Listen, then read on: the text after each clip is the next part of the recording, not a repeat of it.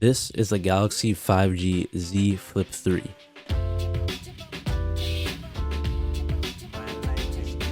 It launched in 2021, and what I would usually say is that 5 years isn't really that big of a time frame for a phone, and you'll probably still get the same experience if you buy it today. But the difference is with the Flip series is that they're not just any regular phones, and Samsung has actually done quite a bit of changes to their Flip series in that 5 years. The Flip 3 was actually quite a big step for Samsung in terms of their Flip series, because at this point they're finally getting to the point where these phones started to feel like regular phones, just with the addition that it can flip and it also has an outer display. Although the flipping phones now have a significantly larger outer display, at the time, if you look at like the Flip 2, compare the Flip 2 and the Flip 3, the Flip 3's outer display is a lot more functional, mostly because it's a lot bigger. It basically takes up the whole lower third of the phone when it's folded. You can customize the outside display with a list of like 6 different widgets. Check the time, check your music playing, pause, skip, swipe through your notifications, and one of the biggest features I'd say here is the ability to use the outside display with the camera app and take selfies with the rear camera. Fun fact, a little bit of a quality of life addition here. When the phone is unfolded like this, obviously the volume up goes up and down goes down, but when it flips like this, although physically the buttons actually reverse, the phone itself corrects that. So up is still up and down is still down, although physically the buttons actually move and flip, but they added that, so that's just nice.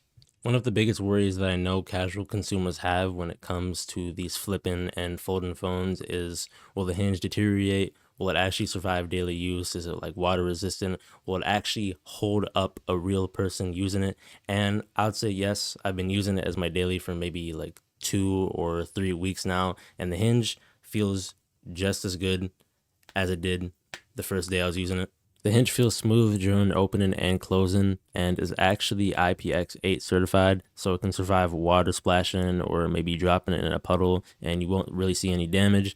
Although it's probably best to keep the hinge away from more granular things like dirt or sand. You don't want those to get into the hinge because those can cause some problems. The screen is just as big as you want. It is a 6.7-inch dynamic AMOLED display with 120 Hz refresh rate. So out of the Flip series, the Flip 3 was actually the first out of all of the phones that added a 120 Hz refresh rate display. The build quality is basically all that I could ask for.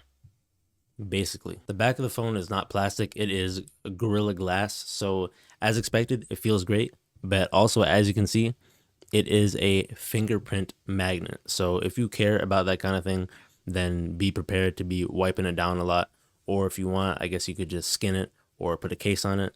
But other than that, be prepared because this thing holds a lot of fingerprints. But one thing to note is that at this point in time with the Flip series and the Flip 3, the crease is still noticeable. You can probably see it on camera right now, but the crease is still noticeable. Although there is minimal like warping or distortion of the content you're actually viewing on the screen, since it's in the middle of the screen, you are going to run your finger over it multiple times. You'll probably notice it when you first get it, if you do get it.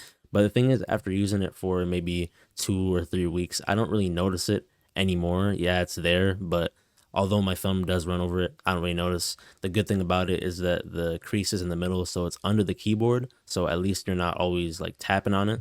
But yeah, if you care about that type of thing, the crease is there. You can see it from some angles, like you can probably see it here. Straight on, you don't see it as much, but like right there, yeah, the crease is definitely there. The specs on this phone aren't like insane or anything. It's nothing crazy. It has a Snapdragon 888 with 8 gigs of RAM, a dual 12 megapixel rear camera setup with a single 10 megapixel front camera, a 3300 milliamp hour battery. So it's going to give you about 4 hours of on display time, which isn't horrible. The screen is pretty big. It's 120 Hz and it has to power both of these halves. So it makes sense. The specs aren't really going to wow you or anything, but that's the thing about this Flip 3. The specs don't really have to wow you. The job that they have to do here is make the experience as it would be if you're using a regular phone, but you can also flip it and it has the outer display and the notifications and the music you can check on the outside, and you can check the time. You can do selfies with the rear camera using the display. So I'd say this phone is a recommendable phone if you want a flip phone and you don't want to spend $1,000 like you have to on the Flip 7s. This was the first of the phones that I'd say did the job. It's a regular phone, but it can flip. So for people that want to fit their phones into maybe tighter pockets or maybe purses with just less space, or you just want the convenience of the display or folding or the space, whatever it is, I'd say that this is a good phone. And that's about it for today. So thanks for watching, and I'll see you in the next one. Peace.